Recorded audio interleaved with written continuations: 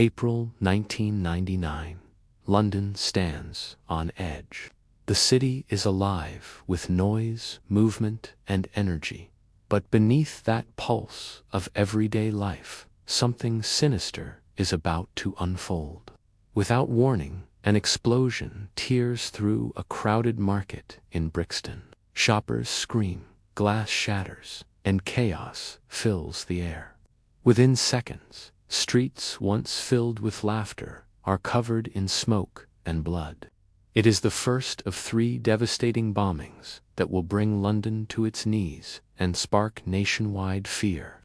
The weapon of choice is crude but effective homemade bombs packed with thousands of nails designed to shred everything in their path. Over the next 2 weeks, the unknown attacker will strike again and again, leaving death, destruction, and terror across the United Kingdom. This is the London nail bomber, fear across the UK. The first bomb exploded on April 17, 1999, in the heart of Brixton, a diverse community known for its strong Caribbean heritage.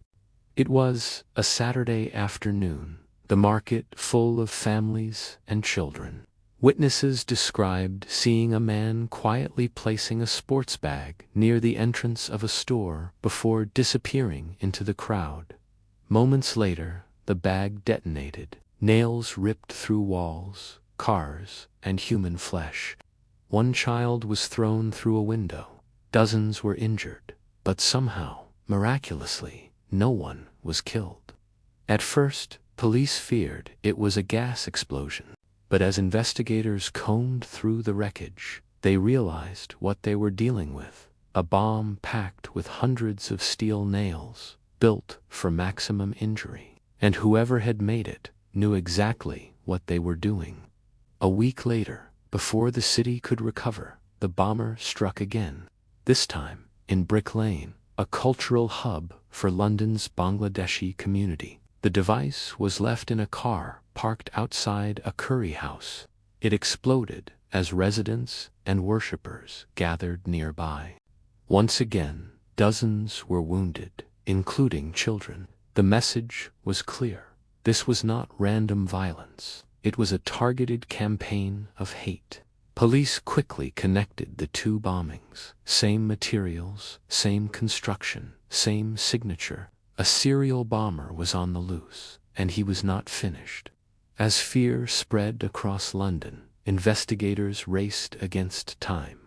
Bomb disposal experts examined fragments from both sites. The bombs were sophisticated, yet handmade, packed inside sports bags with alarm clock timers and nails for shrapnel. Forensic teams identified the wiring pattern and traced some components to local hardware stores. The work was careful, calculated, and methodical. Whoever built them was organized, intelligent, and driven by ideology. Then, on April 30th, the bomber struck one last time at the Admiral Duncan pub in Soho, a popular LGBTQ venue.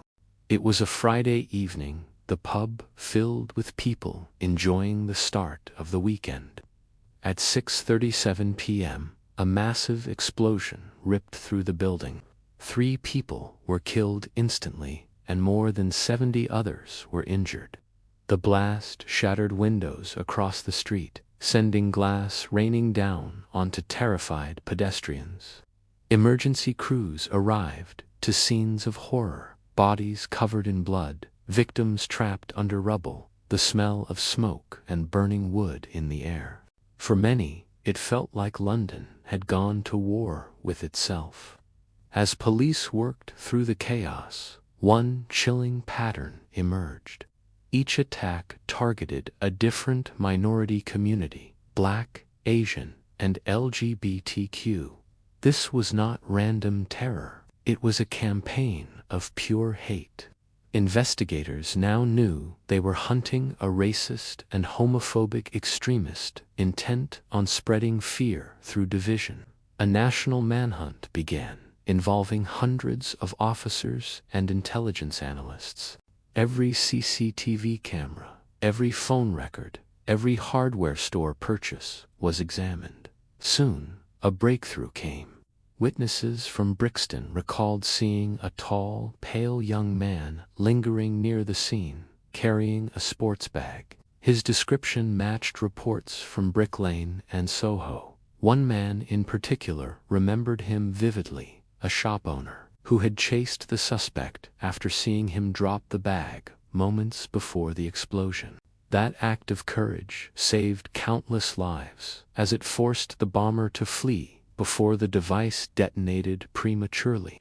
Police now had a composite sketch. Within days, they identified a suspect, David Copeland, a 22-year-old engineer from Hampshire who worked for the London Underground. Investigators discovered he had purchased all the bomb materials himself, alarm clocks, wiring, and nails, and had been experimenting with explosives in his apartment. What they found next confirmed their worst fears.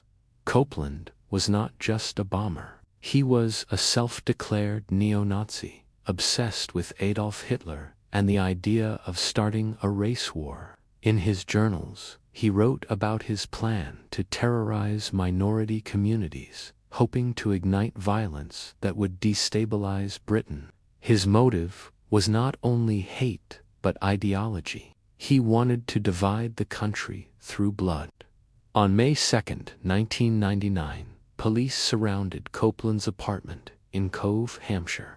Inside, they found bomb-making materials identical to those used in the attacks. He was arrested without a struggle. During interrogation, Copeland confessed calmly, describing his actions as necessary to achieve what he called a racial awakening. His lack of remorse stunned even seasoned detectives. He spoke of his victims as if they were numbers, not people.